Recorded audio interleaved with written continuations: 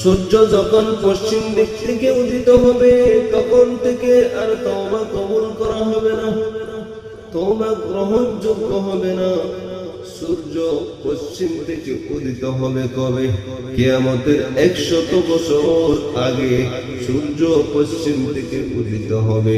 অর্থাৎ সূর্য পশ্চিম থেকে উদিত হওয়া অবস্থায় 100 বছর পর্যন্ত থাকবে। এরপরে আল্লাহ তাআলা দুনিয়াকে ধ্বংস করে দেবেন, পৃথিবীকে ধ্বংস করে দেবেন। এজন্য যখন সূর্য পশ্চিম থেকে উদিত হবে তখন মানুষ নিশ্চয় তার শহীদ জানতে পারবে যে কিয়ামত অবশ্যই হবে।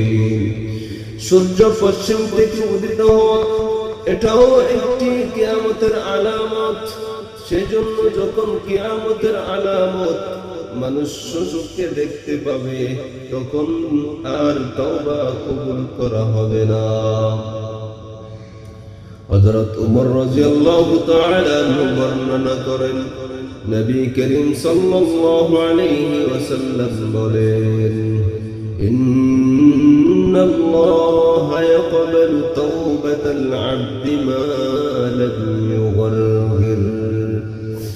আল্লাহ তাআলা নিশ্চয় আল্লাহ তাআলা বান্দার তওবা কবুল করেন যতক্ষণ পর্যন্ত সেই বান্দা সাকরাতের অবস্থায় পৌঁছে না যায়।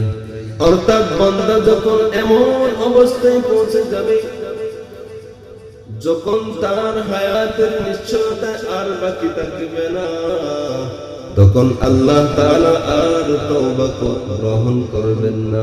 এই হাদিসগুলো থেকে 2-3টি মাসআলা বের হয়। 1 নম্বর মাসআলা হলো তওবা করার জন্য কোনটা নির্ধারণ করা সময় নাই। রাতের মধ্যে দিনের মধ্যে যে কোনো সময় তওবা করতে ইচ্ছা হবে সেই সময় আল্লাহ তাআলা তওবা কবুল করবেন।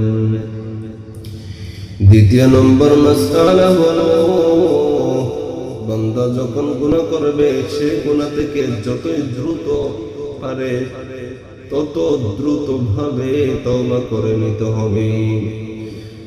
অর্থাৎ গুনাহ করার পরে তওবা করার জন্য বেশি দেরি করবে না। তওবার সময়টা যেন বিলম্ব না হয়।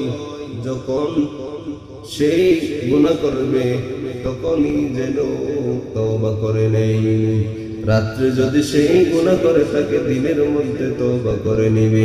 দিনের মধ্যে যদি সেই গুনাহ করে থাকে রাতের ভিতরে সে যেন তওবা করে নেই।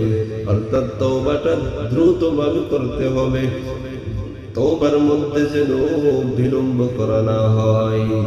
এরপরে আরো একটি মাসআলা বের হয়, সেটা হলো যখন সূর্য পশ্চিম থেকে উদিত হবে তখন আর কোনো তওবা আল্লাহর কাছে গ্রহণযোগ্য হবে না।